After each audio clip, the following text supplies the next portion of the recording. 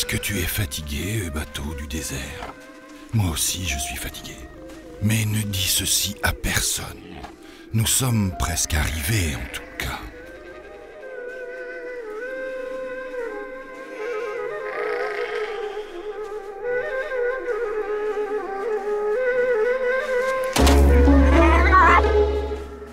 Arrête-toi. Nous allons voir ce qui s'est passé avec la petite chamelle.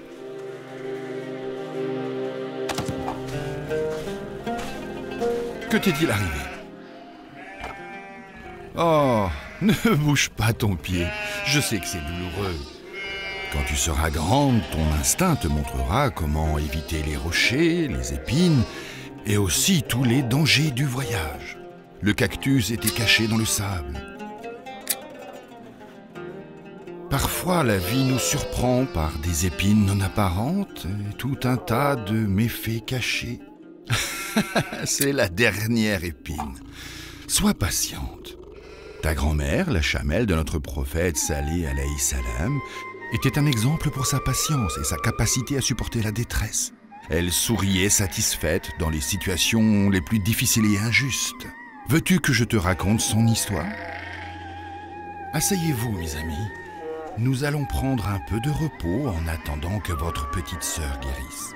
Il y a bien longtemps, vivait un peuple injuste nommé le peuple de Tamoud.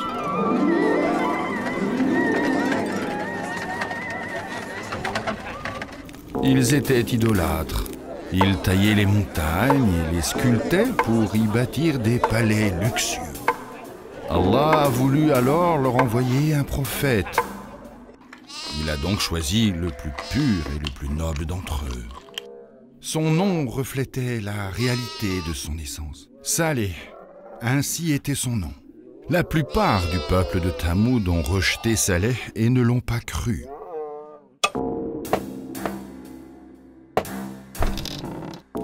Je te salue, ô bon constructeur. Oui, que veux-tu? Je suis juste venu vous saluer. Je n'ai pas le temps pour te saluer en retour. Comme tu vois, je suis très occupé. Et si tu es un mendiant, passe ton chemin, je n'ai rien à te donner. Allez! Tu te trompes, je ne suis pas un mendiant. Je n'ai besoin de ne rien prendre de personne. Je ne manque de rien, louange à Allah. Excuse-moi, mais tes vêtements ne montrent pas que tu es riche. Tu n'as pas à t'occuper de mes vêtements. J'ai entendu dire que tu construisais des maisons dans la terre de Tamoud. Est-ce que c'est vrai? En effet, c'est bien moi qui ai bâti les plus beaux palais du pays, là-bas. Je ne veux pas un palais. Ah, ça y est, j'ai compris. Tu veux que je te construise une maison privée dans la montagne, comme ça, tu pourrais regarder les gens d'un peu plus haut, n'est-ce pas? Quelle est cette façon malsaine de penser? Je veux une maison normale. J'ai juste l'intention de vivre seul. Je n'ai besoin que d'une toute petite pièce et d'une simple place pour me laver, avant d'assister aux leçons de notre prophète Salih alayhi salam. Es-tu donc un adepte de Salih? Oui, et j'en ai l'honneur. Salih a rempli notre terre de pauvres, de vulnérables demandeurs de conseils et de sagesse. Écoute-moi bien, homme. Tant que tu seras un adepte de Salih, personne ne te vendra une maison sur la terre de Tamoud. Écoute mon conseil et retourne dans ton pays d'origine. C'est mieux. Comment puis-je revenir? Je me suis enfin trouvé en suivant le saint prophète. Pourquoi êtes-vous opposé à votre prophète? Nous ne sommes pas opposés à lui. Salih était notre espoir dans le passé. Il faisait partie de notre élite. Nous l'avions prédestiné à devenir le conducteur de notre peuple. Il est vrai, et je dois l'admettre, que c'est un homme sage aux bonnes valeurs morales. Mais dernièrement, nous avons été très surpris par son appel à adorer un seul Dieu et surtout à délaisser l'idole de nos ancêtres. Mais sa valeur est censée être devenue plus grande après qu'il vous ait invité à suivre le bon chemin. Et que ferions-nous de nos idoles? Ils sont et resteront l'histoire de nos ancêtres. Sans oublier que nous vendons des statues aux tribus voisines. Comme je le comprends, vous adorez alors vos intérêts et votre commerce. Oh, pouvoir et puissance d'Allah, je vais me mettre à chercher un endroit pour m'installer. Eh bien, il y a une auberge qui reçoit les étrangers à l'autre bout de la ville. Il y a une écurie pour les chevaux et le bétail. Je suis sûr que tu y trouveras une place là-bas.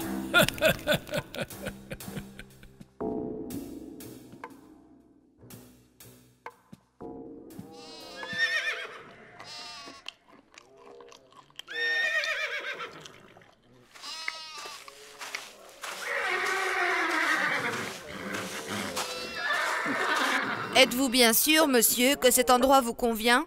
Oui, cette écurie-là est la seule place de la ville où il n'y a pas d'idole.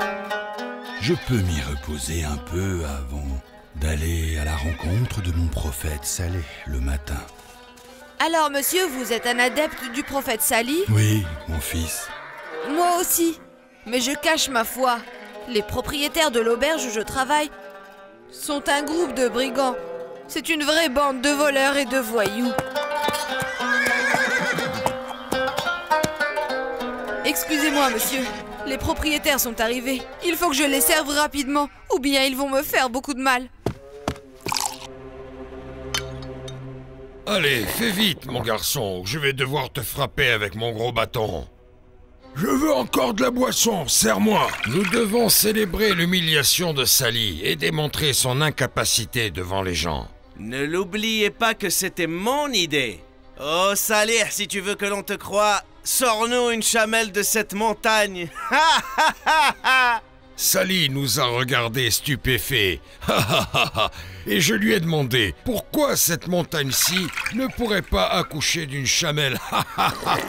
Pourquoi ne prierais-tu pas ton Dieu afin que cette montagne se brise et qu'une chamelle en surgisse? Et quand il écarquilla les yeux de surprise, je lui ai dit « Ne pense pas, Salih, que nous voulons te donner une mission impossible ou te faire pression, pas du tout. Nous voulons juste voir quelque chose d'extraordinaire qui n'est jamais arrivé auparavant, un signe d'Allah que tu es prophète. » Ah bien évidemment, une montagne ne pourra jamais faire surgir une chamelle.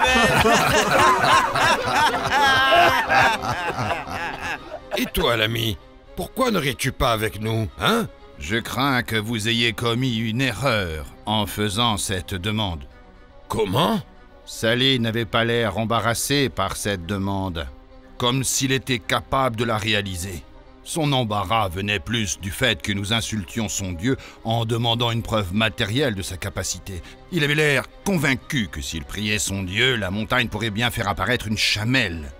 Arrête donc de dire des idioties. Serais-tu devenu ivre avant de boire?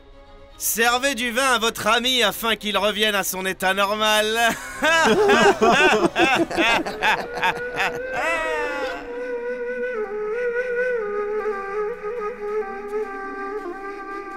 Faites vite, cher monsieur. Le peuple de Tamoud attend sur la grande montagne. Moi, ce qui m'intéresse est un seul homme, le prophète Saleh. Comment arrive-t-il à écouter ces gens et à les supporter? Pensez-vous vraiment que la montagne pourra faire apparaître une chamelle? Je crois en Salih et en sa foi, que ceci se réalise ou pas. Il a suffi que Salih dise 9 mots seulement pour que tout le monde se retourne contre lui. Oh mon peuple, adorez Allah, vous n'avez point de divinité en dehors de lui. L'essence du monothéisme, mon fils, dans ces 9 mots est l'appel de tous les prophètes. Oh mon peuple, adorez Allah, vous n'avez point de divinité en dehors de lui. Regarde combien de gens se trouvent autour de la montagne. Les gens sont vraiment étranges. La curiosité de voir le miracle a pu les réunir, mais pas l'appel du prophète messager d'Allah. C'est la fin de Salih aujourd'hui. Personne ne croira en lui après ce jour. Vous vous souviendrez toujours que c'était mon idée de faire apparaître une chamelle de la montagne. Mais où est le prophète Salih?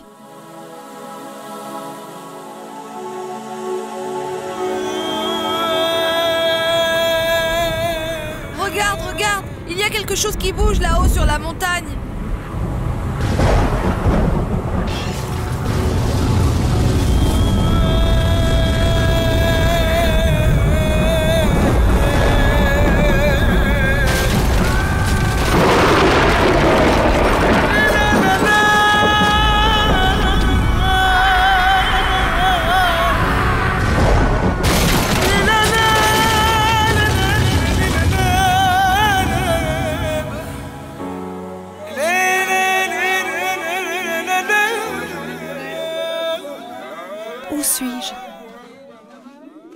sont ces gens? Pourquoi me regardent-ils étonnés? Il est supposé qu'ils adorent Allah après avoir vu la preuve. Comment une chamelle comme moi trouverait sa liberté dans ce monde? Est-ce que je suis une chamelle ou une image de chamelle? Je vais essayer de me rappeler de ce qui s'est passé. Je faisais partie des rochers et je savais juste que je suis un rocher. Ce rocher solide s'est transformé en une chair douce et le sang a coulé dans les veines. Malgré ceci, je sens que je ne fais partie ni du monde des rochers, ni celui des animaux. Il existe sans doute une certaine sagesse dans ma création. Gare à vous si vous faites du mal à la chamelle ou si vous lui mettez des obstacles. Qui êtes-vous pour nous donner un ordre? Tais-toi, imbécile. Excusez-moi, monsieur. Il ne savait pas que vous étiez un adepte de Salih. Tu veux bien dire le prophète Salih? Oui, bien sûr, bien sûr. Est-ce que tu as d'autres ordres? Je ne vous ordonne rien. Je veux juste vous rappeler les paroles de notre bon prophète Salih alayhi salam. Respectez les signes que vous envoie Allah et gare à ne pas leur causer du mal. À ton bon vouloir, ô bon cheikh.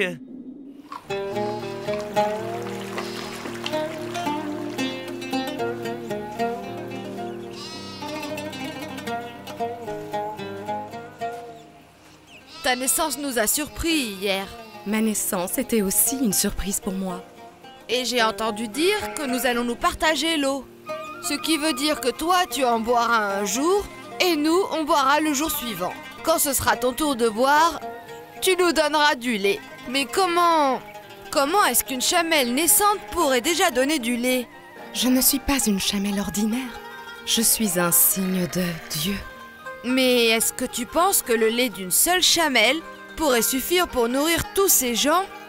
Je n'ai pas la réponse à cette question. J'ai bien peur que nous ayons faim et soif et que les plus faibles n'aient pas leur part. Ne t'en fais pas pour cela. C'est Allah qui donne la nourriture et l'eau. Moi, je ne suis qu'un moyen et j'accomplis les ordres de mon Seigneur.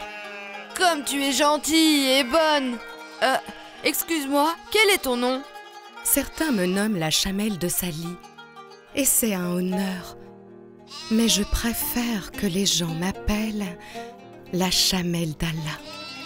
Tu as béni notre terre et notre vie, chamelle d'Allah. Nous t'aimons tous.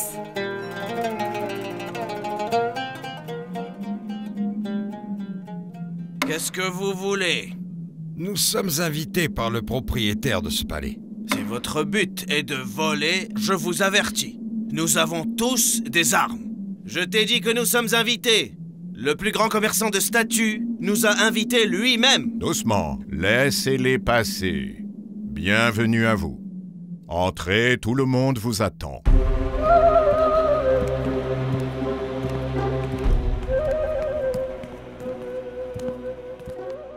Je vais commencer par vous présenter. Ce sont les maîtres de Tamoud et ses commerçants.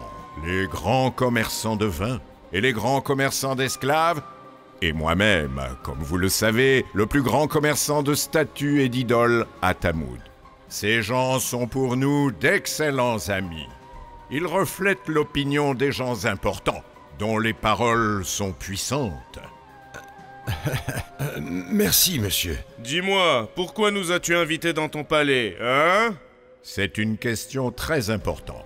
Je voulais discuter avec vous de la situation dans le pays. Nous vivions avec force et indépendance sur cette terre qui est nôtre.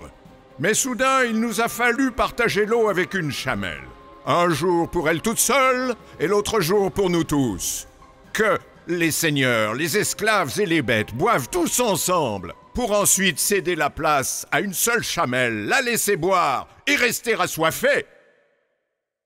Aux gens de Tamoud, nous avons envoyé leur frère Salih qui leur dit « Adorez Dieu, vous n'avez d'autre divinité que lui.